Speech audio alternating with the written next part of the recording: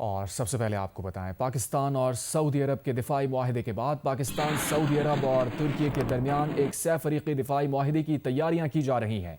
اس سلسلے میں نئے دفاعی معاہدے کا ایک ڈرافٹ تیار کر لیا گیا ہے۔ غیر ملکی خبر ایجنسی رائٹرز کے مطابق یہ نیا معاہدہ پاک سعودی معاہدے سے الگ ہوگا، جس پر دونوں ممالک نے پچھلے سال دستخط کیے تھے۔ پاکستان کے وفاقی وزیر برائے دفاعی پیداوار ریاض حیات حراج نے بھی اس بات کی تصدیق کر دی ہے۔ وفاقی وزیر نے کہا ہے کہ معاہدے کی تکمیل کے لیے تینوں ملکوں کے درمیان ایک حتمی اتفاق رائے کی ضرورت ہے، مگر یہ معاہدہ پائپ لائن میں ہے۔ انہوں نے کہا کہ سہ فریقی معاہدے کا ڈرافٹ حکومت پاکستان، سعودی عرب اور ترکی کے پاس پہلے سے موجود ہے۔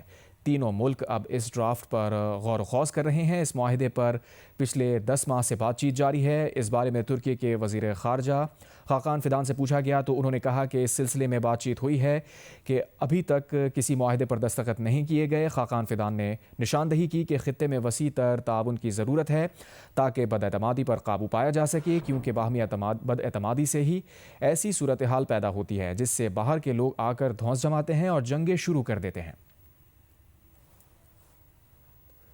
پاکستان اور سعودی عرب کے دفاعی معاہدے کے بعد پاکستان، سعودی عرب اور ترکی کے درمیان ایک سہ فریقی دفاعی معاہدے کی تیاریاں کی جا رہی ہیں۔ اس سلسلے میں نئے دفاعی معاہدے کا ایک ڈرافٹ تیار کر لیا گیا ہے۔ پاکستان کے وفاقی وزیر برائے دفاعی پیداوار رضا حیات حراج نے بھی اس بات کی تصدیق کر دی ہے۔ وفاقی وزیر نے کہا ہے کہ معاہدے کی تکمیل کے لیے تینوں ممالک کے درمیان ایک حتمی اتفاق رائے کی ضرورت ہے۔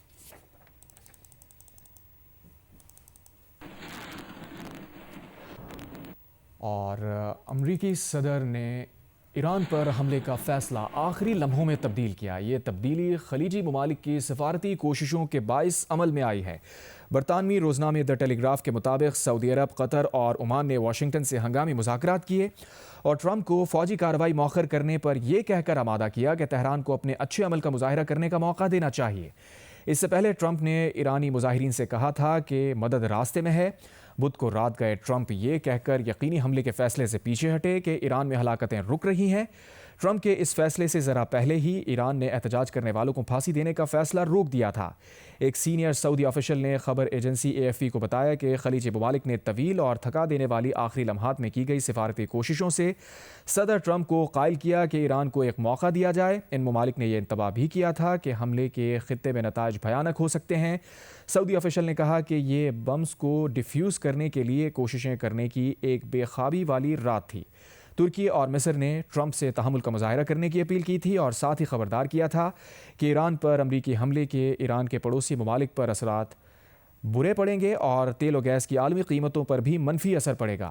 ٹیلی گراف نے سوشل میڈیا پر لکھا کہ ڈونلڈ ٹرمپ نے اپنی نیشنل سیکیورٹی ٹیم سے کہا کہ وہ ایران پر حملہ صرف اس صورت میں کریں گے جب اس کے ایرانی رجیم پر فیصلہ کن اثرات مرتب ہوں گے۔ اسی دوران امریکی سینیٹر لنزے گراہم نے کہا کہ لوگ ابھی دیکھتے رہیں، ایران پر امریکی حملے کی بات ابھی ختم نہیں ہوئی ہے۔ غیر ملکی اخبار الجزیرہ نے لکھا ہے کہ امریکی صدر ڈونلڈ ٹرمپ نے ایران میں مظاہرین کی سزائے موت روکے جانے کو اچھی خبر قرار دیا۔ کہا ایرانی مظاہرین کو اب سزائے موت کا سامنا نہیں کرنا پڑے گا۔ کہا انہیں امید ہے کہ یہ بات آگے چل کر بھی قائم رہے گی۔ مغربی میڈیا کے مطابق ایران امریکہ کشیدگی میں کمی کے بعد ایران نے اپنی فضائی حدود دوبارہ کھول دی ہیں۔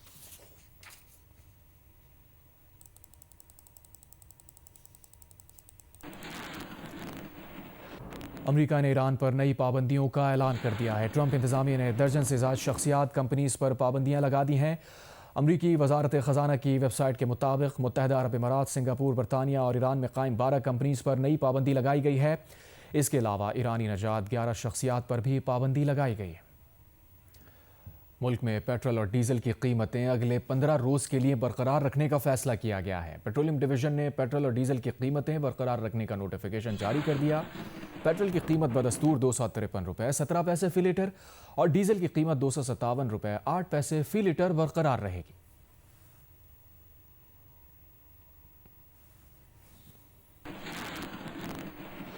پاکستان نے کہا ہے کہ وہ ایران کی صورتحال پر گہری نظر رکھے ہوئے ہے۔ ایران پاکستان کا ہمسایہ، دوست اور برادر ملک ہے۔ ایران میں امن و استحکام کے خواہاں ہیں۔ ترجمان دفتر خارجہ کا کہنا ہے کہ ایران کے لیے ٹریول ایڈوائزری برقرار ہے۔ امریکہ کی جانب سے ویزا پابندیوں کے فیصلے پر ٹرمپ انتظامیہ سے رابطے میں ہے۔ اعزاز سید کی رپورٹ۔ ترجمان دفتر خارجہ طاہر حسین اندرابی نے ہفتہ وار بریفنگ میں کہا کہ ایران میں حالیہ احتجاج معاشی مشکلات کے باعث ہو رہے ہیں۔ امید ہے ایرانی حکومت کے اقدامات سے عوامی مشکلات میں کمی آئے گی۔ پاکستان اس مسئلے کے پرامن حل کی تمام کوششوں کی حمایت کرتا ہے۔ ترجمان نے کہا کہ امریکہ کی جانب سے ایران سے متعلق ٹیرف کا اعلان ایک ارتقائی معاملہ ہے۔ پاکستان ایران کے ساتھ تجارت بین الاقوامی قوانین کے مطابق کرتا ہے اور امریکہ کے ساتھ مثبت تجارتی تعلقات برقرار رکھنا چاہتا ہے۔ Pakistan hopes that peace and stability will prevail. Pakistan کو امید ہے کہ امن اور استحکام قائم رہے گا اور اس نے صورتحال کے پرامن حل کے لیے کی جانے والی تمام کوششوں کی حمایت کا اعادہ کیا ہے۔ ایک ہمسایہ، دوست اور برادر ملک کی حیثیت سے پاکستان خطے کو پرامن، مستحکم اور خوشحال دیکھنا چاہتا ہے۔ پاکستان کے عوام کے ایران کے عوام کے ساتھ گہرے تاریخی، ثقافتی اور مذہبی روابط ہیں۔ ایران ایک مضبوط اور باحوصلہ قوم ہے جس نے برسوں کے دوران بارہا جرأت، استقامت اور عزم کا مظاہرہ کیا ہے۔ افغانستان سے متعلق ترجمان نے کہا کہ پاکستان کا واحد مسئلہ دہشت گردی ہے۔ افغان سرزمین سے پاکستان پر حملوں کا خاتمہ ایک جائز مطالبہ ہے۔ دہشت گردی کے خاتمے سے دونوں ممالک کے تعلقات بہتر ہو سکتے ہیں۔ So we are in touch with the US authorities. ہم مزید تفصیلات معلوم کرنے کے لیے امریکن حکام سے رابطے میں ہیں۔ ہم سمجھتے ہیں کہ یہ امریکن امیگریشن پالیسیوں اور نظام کے اندرونی جائزے کا ایک جاری عمل ہے اور امید کرتے ہیں کہ امیگرینٹ ویزا کی آن لائن اور معمول کی کارروائی جلد بحال ہو جائے گی۔ ہم اس پیش رفت پر مسلسل نظر رکھے ہوئے ہیں۔ Of immigrant visa. ترجمان دفتر خارجہ نے بھارتی الزامات کو سختی سے مسترد کرتے ہوئے کہا کہ پاکستان کی دہشت گردی کے خلاف قربانیاں عالمی سطح پر تسلیم شدہ ہیں۔ کلبھوشن جادھو کی گرفتاری اور بھارت کی جانب سے دہشت گردی کی معاونت کے شواہد ریکارڈ پر موجود ہیں۔ انہوں نے مقبوضہ کشمیر میں آسیہ اندرابی اور دیگر کشمیری خواتین رہنماؤں کی سزاؤں کی مذمت کرتے ہوئے کہا کہ یہ غیر منصفانہ ٹرائل اور منظم جبر کی عکاس ہے۔ پاکستان کشمیری عوام کے حق کے خود ارادیت کی جدوجہد کی بھرپور حمایت جاری رکھے گا۔ اعزاز سید، جیو نیوز، اسلام آباد۔ امریکہ کے ماہر خارجہ امور اور جنوبی ایشیا مائیکل کوبلمین نے کہا ہے کہ امریکہ کی جانب سے 75 ممالک کے امیگرینٹ ویزوں پر کارروائی روکنے کا فیصلہ ایک چارٹ پر مبنی ہے جو ٹرمپ نے سوشل میڈیا پر پوسٹ کیا تھا۔ اس چارٹ میں تارکین وطن کی ان برادریوں کی فہرست ہے جو امریکہ کی سرکاری امداد کا سب سے بڑا حصہ وصول کر رہے ہیں۔ جن 75 ممالک پر پابندی لگائی گئی ہے ان میں زیادہ تر کے نام اس چارٹ پر بھی موجود ہیں، مگر اس چارٹ کے اعداد و شمار کہاں سے لیے گئے ہیں اس کا کچھ پتہ نہیں۔ اس میں موجود کچھ اعداد و شمار تو بہت عجیب و غریب ہیں۔ اس چارٹ کے مطابق تارک وطن پاکستانیوں میں سے 40% کو امریکی سرکاری امداد حاصل ہوتی ہے، لیکن امریکہ میں موجود پاکستانیوں کا ڈیٹا یہ بتاتا ہے کہ یہ بہت زیادہ خوشحال برادری ہے۔ اس سے پہلے امریکہ میں پاکستان کے سفیر رضوان سعید شیخ نے نیو یارک میں ایک تقریب کے دوران کہا تھا کہ امریکیوں کی اوسطاً آمدنی $64,000 ہے، جبکہ امریکہ میں موجود پاکستانی اوسطاً $76,000 کماتے ہیں۔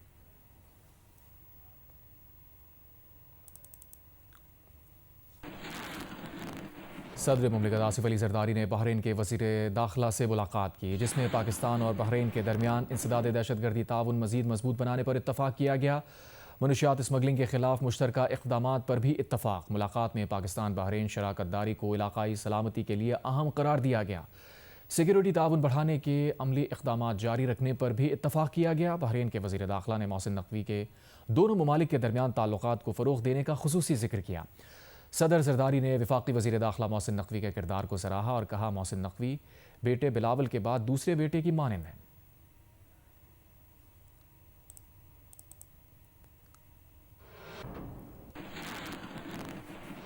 وزیر اعظم شہباز شریف نے اسلام آباد میں آسان خدمت مرکز کا افتتاح کر دیا۔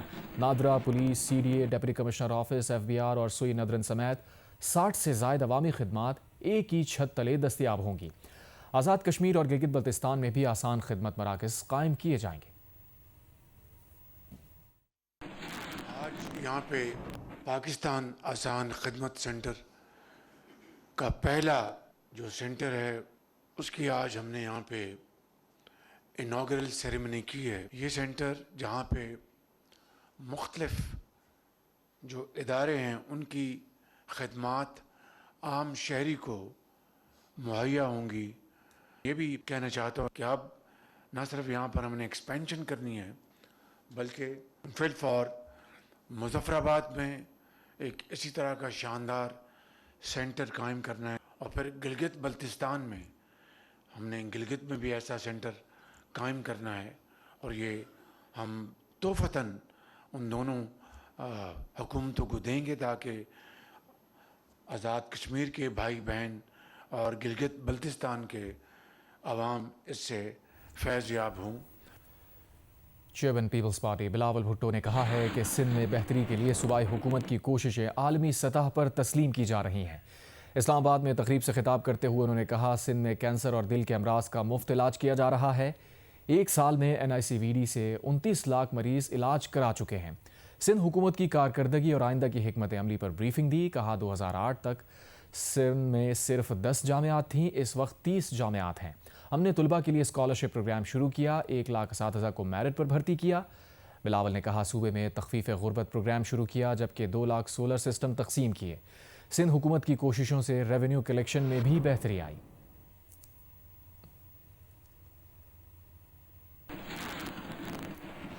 وزیر اعظم کے مشیر برائے سیاسی امور رانا ثنا نے کہا ہے کہ محمود خان اچکزئی کا بطور اپوزیشن لیڈر نوٹیفیکیشن کل یعنی جمعے کو ہو جائے گا۔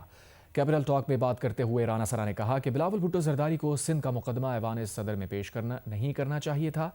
تحریک انصاف قومی اسمبلی میں چیف وپ ملک عامر ڈوگر نے کہا کہ محمود خان اچکزئی کا نوٹیفیکیشن نیک شگون ہے، مگر قائمہ کمیٹیز میں واپسی سمیت آگے کے مراحل طے کرنے کے لیے بانی تحریک انصاف سے ملاقات ضروری ہے۔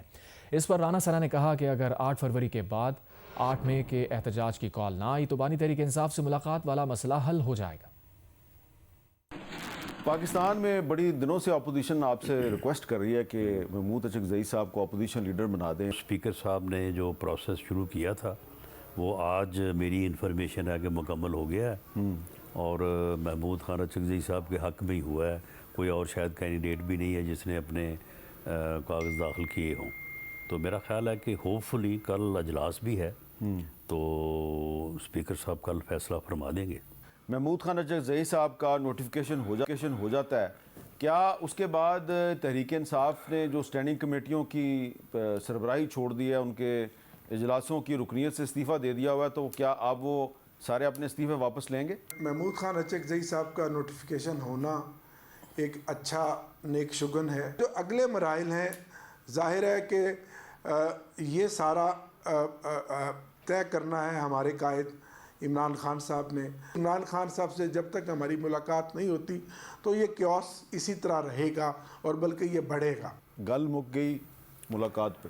8 فروری کے بعد اگر کوئی آگے دوبارہ 8 مئی کی کوئی کال نہ آ گئی تو میرا خیال ہے کہ یہ مسئلہ بھی حل ہو جائے گا۔ بلاول بھٹو زرداری نے ایوان صدر اسلام آباد میں ظاہر تو ایک صوبے کا مقدمہ پیش کیا، لیکن انہوں نے 3 صوبوں کی بات کی، اس میں KPK کا بھی ذکر کیا اور بلوچستان کا بھی ذکر کیا۔ تو ایسا لگتا ہے کہ آپ کے ان کے ساتھ تعلقات تو بڑے اچھے جا رہے ہیں پیپلز پارٹی کے ساتھ، لیکن یہ فنڈز کے ایشو پہ کافی اختلافات ہیں۔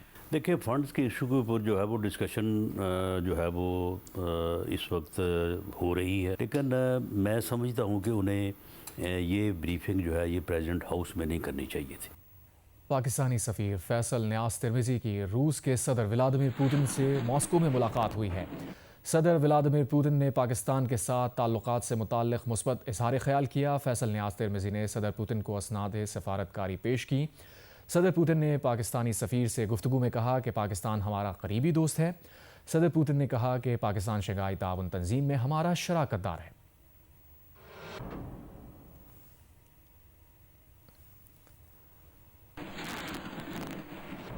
وزیر مملکت بلال اظہر کیانی کی زیر صدارت SIFC میں اعلیٰ سطح اجلاس ہوا، جس میں کاروباری ترقی میں حائل رکاوٹوں اور پالیسی مسائل پر مشاورت کی گئی۔ حکومت نے نجی شعبے کی قیادت میں ترقی کے عزم کا اعادہ کیا۔ وزیر مملکت بلال اظہر کیانی نے برآمدات پر مبنی معاشی بحالی کو ترجیح قرار دیا، سرمایہ کاری ماحول بہتر بنانے پر زور دیا۔ کاروباری برادری کی جانب سے SIFC کے کردار کی تعریف کی گئی۔ کاروباری نمائندوں نے ریگولیٹری رکاوٹوں پر تحفظات کا اظہار کیا۔ وزیر مملکت کی متعلقہ وزارتوں اور اداروں کو فوری اقدامات کرنے کی ہدایت۔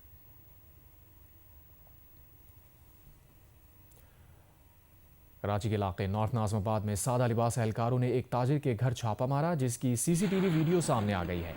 اہل خانہ نے اہلکاروں پر کارروائی کے دوران سامان لے جانے کا الزام عائد کیا ہے۔ SSP SIU کا کہنا ہے کہ کارروائی مفرور ملزم کی تلاش میں کی گئی تھی۔ فوٹیج میں نظر آنے والے تمام اہلکار سادہ لباس اور چہرے چھپائے ہوئے تھے۔ اہل خانہ نے الزام عائد کیا ہے کہ اہلکاروں نے گھر پر چھاپے کے دوران گھر کا سامان بھی اٹھا لیا۔ SSP SIU ڈاکٹر عمران نے بتایا کہ SIU کے اہلکاروں نے چھاپہ ایک مفرور ملزم کی تلاش میں مارا تھا۔ چھاپے کے دوران وہاں کسی قسم کی لوٹ مار نہیں کی گئی۔ انہوں نے بتایا کہ چھاپہ لوکیٹر کی مدد سے مارا گیا تھا، لیکن ملزم فرار ہو گیا۔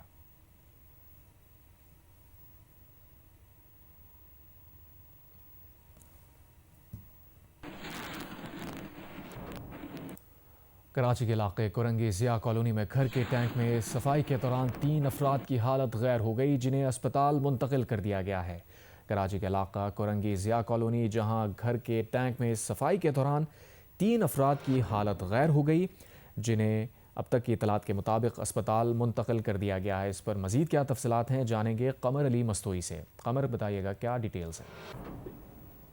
جی کورنگی والا جی کورنگی ضیاء کالونی میں گھر کے ٹینک میں صفائی کے دوران 3 افراد کی حالت غیر ہوئی ہے، انہیں اسپتال منتقل کیا گیا ہے، کیا مزید تفصیلات ہیں؟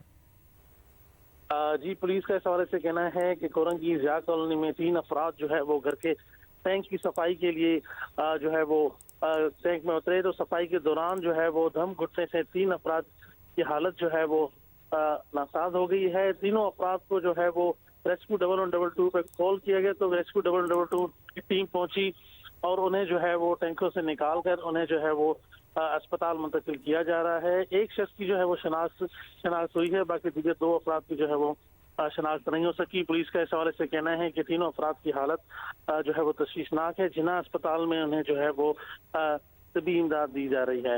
پولیس اس واقعے کی جو ہے مختلف پہلوؤں سے تحقیقات کی جا رہی ہے، جہاں وہ پر ریسکیو کی ٹیمیں اور پولیس موجود ہے۔ جی بہت شکریہ قمر، آپ نے اپڈیٹ کیا۔ خیبر پختونخوا میں گندم اور آٹے کی قیمتوں میں مسلسل اضافہ عوام اور دکانداروں دونوں کے لیے سنگین مسئلہ بن گیا ہے۔ پشاور میں 20 کلو آٹے کی قیمت 3000 روپے سے بھی تجاوز کر گئی ہے۔ ماہم قریشی رپورٹ کریں۔ مہنگی گندم، طویل راستے، چیک پوسٹوں پر رکاوٹیں اور اضافی اخراجات سے آٹے کا حصول خیبر پختونخوا کے عوام کی دسترس سے باہر ہوتا جا رہا ہے۔ پشاور میں 20 کلو فائن آٹے کی قیمت 3000 روپے سے تجاوز کر گئی ہے، جبکہ 20 کلو مکس آٹا تقریباً 2900 روپے میں فروخت ہو رہا ہے۔ پہلے آٹے کی بوری لے کے جاتے تھے، اب جو ہے تو 5-5 کلو لے کے جائیں گے، بس یہی کر سکتے ہیں۔ اب 3000 تک بات چلی گئی ہے، وہ بھی ناپید ہو گیا ہے۔ بندہ اپنے گھر کے خرچے پورے کرے، بجلی یوٹیلیٹی پورے نہیں ہو سکتے، آٹا لے آٹا پورا کرے۔ فلور مل مالکانز کا کہنا ہے کہ پنجاب نے گندم کی سپلائی پر غیر قانونی پابندیاں لگائی ہوئی ہیں اور اگر صورتحال برقرار رہی تو رمضان المبارک میں آٹے اور گندم کی صورتحال سنگین ہو جائے گی۔ پنجاب نے غیر قانونی غیر چیک پوسٹیں بنا رکھی ہیں، کچھ پابندیوں کی وجہ سے لاکھوں روپے بتا لے کر وہ KPPA میں آٹا جو ہے انٹر ہوتا ہے۔ آج KPPA میں یہ پروسیجر ہے، جب تک کسی طرح سے انہوں نے پابندی لگائی ہے، آج KPPA کی عوام مجبور ہے 500 سے 700 روپے فی 20 کلو تھیلا کھانے پر۔ محکمہ خوراک خیبر پختونخوا کے مطابق آٹا ڈیلرز اب سندھ سے گندم خرید کر لا رہے ہیں اور موجودہ صورتحال کے پیش نظر وزارت قومی غذائی تحفظ و تحقیق کو خط لکھ کر پنجاب کی چیک پوسٹوں پر غیر قانونی ضبطگی اور رکاوٹوں کی نشاندہی کی گئی ہے۔ المیہ یہ ہے کہ وہ سندھ سے گندم پرچیز کر کے وہ پنجاب کا روٹ بھی استعمال نہیں کرنے دے رہے، تو وہ اب تھرو بلوچستان جوب اور پھر DI خان کے تھرو وہ آ رہی ہے گندم ہمارے صوبے میں، جو کاسٹلی بھی پڑ جاتی ہے۔ دوسری جانب مہنگے آٹے سے نان بائی بھی پریشان ہے، انہوں نے صوبائی حکومت سے روٹی کا وزن اور نئے نرخ مقرر کرنے کا مطالبہ کر دیا ہے۔ کیمرہ ٹیم کے ساتھ ماہم قریشی، جیو نیوز، پشاور۔ رحیم یار خان کے شیخ زید میڈیکل کالج و اسپتال میں ایک نایاب اور حیران کن طبی معجزہ سامنے آیا ہے، جہاں 5 سالہ بچے کے سینے سے ایک نامکمل تشکیل پانے والا بچہ کامیاب سرجری کے ذریعے نکال لیا گیا۔ ملک اسلم کی رپورٹ۔ 5 سالہ ریحان کو مسلسل کھانسی کی شکایت پر پلمونالوجی ڈپارٹمنٹ لایا گیا۔ ابتدائی ٹیسٹوں کے دوران ڈاکٹروں پر ایک حیران کن انکشاف ہوا کہ بچے کے سینے میں دل کے انتہائی قریب مرکزی شریان کے پاس ایک اور بچہ موجود ہے۔ صورتحال کی نزاکت کو دیکھتے ہوئے تھوراسک سرجری ٹیم نے فوری اور انتہائی احتیاط کے ساتھ آپریشن کیا اور بچے کے اندر موجود پری میچور نومولود کو کامیابی سے نکال لیا، تاہم وہ زندہ نہ رہ سکا۔ یہ 5 سال کی عمر میں اب آ کے یہ تشخیص ہوا ہے، کیونکہ اس کو ریکرنٹ چیسٹ انفیکشن رہتی تھی۔ جب CT اسکین کروایا تو اس کے اندر یہ ڈائگنوزس بنی کہ that there is some pathology which we call fetus in fetu, which is very very rare anomaly، جن کے 5 لاکھ بچوں میں سے ایک بچے کی جو ہے نا یہ برتھ ہوتی ہے جو ہے نا، اور کیونکہ یہ دوسرے بچے سے جو ایک بچہ ہوتا ہے اس سے جو ہے نا یہ اپنی جو ہے نا فیڈ لیتا ہے جو ہے نا، اور کہیں پہ بھی یہ امپلانٹ ہو سکتا ہے باڈی کے اندر، اور chest is a very rare site جہاں پہ جو ہے نا یہ امپلانٹ ہوا ہے، اور وہاں سے ہم نے اس کو نکالا۔ الحمدللہ یہ ساری چیزیں جو ہے نا جو اہم چیزیں پریزرو کی ہم نے اور اس کو ہم نے نکالا اور بیبی الحمدللہ ٹھیک ہے. دوسری جانب ریحان کی والدہ کا کہنا ہے کہ انہوں نے پہلے کئی ڈاکٹروں کو دکھایا مگر کسی کو بھی اندازہ نہ ہو سکا کہ بچے کے اندر ایک اور بچہ موجود ہے. ان کا کہنا ہے کہ کامیاب سرجری کے بعد ان کا بیٹا مکمل طور پر صحت مند ہے. میٹھا میٹھا بخار رہندا ہس تے گون رکدا تا سا چڑھ ویندا ہس روندا تا سا چڑھ ویندا ہس. ہاں تے تکلیف ڈاٹی ہوندی ہے. سی ٹی اسکین کرایا, سی ٹی اسکین کے بعد بھی پتہ چلا ہے اس بچے کو جڑواں بچہ ہے, جس کی چھاتی میں پھنسا ہوا ہے. ترجمان شیخ زید ہسپتال کے ڈاکٹر الیاس رانا کا کہنا ہے کہ ریحان کو اسپتال کے تھوراسک وارڈ میں داخل کر کے بہترین طبی سہولیات دی جا رہی ہیں. یہ کامیاب کیس نہ صرف میڈیکل سائنس کے لیے ایک مثال ہے بلکہ شیخ زید ہسپتال رحیم یار خان کی مہارت اور جدید سہولیات کا بھی ثبوت ہے. کیمرہ ٹیم کے ساتھ ملک محمد اسلم, جیو نیوز, ضلع رحیم یار خان. پنجاب یونیورسٹی شعبہ فلم اینڈ براڈ کاسٹنگ اور الحمرہ آرٹس کونسل لاہور کے زیر اہتمام 2 روزہ فلم فیسٹیول کا آخری روز.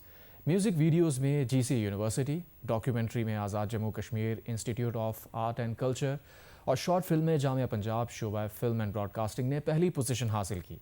اداکارہ سونیا حسین نے انعامات تقسیم کیے. فروا رپورٹ کریں. الحمرہ ہال لاہور میں دیکھو فلم فیسٹیول کے دوسرے اور آخری روز طالب علموں کی اداکاری ورک شاپ ہوئی.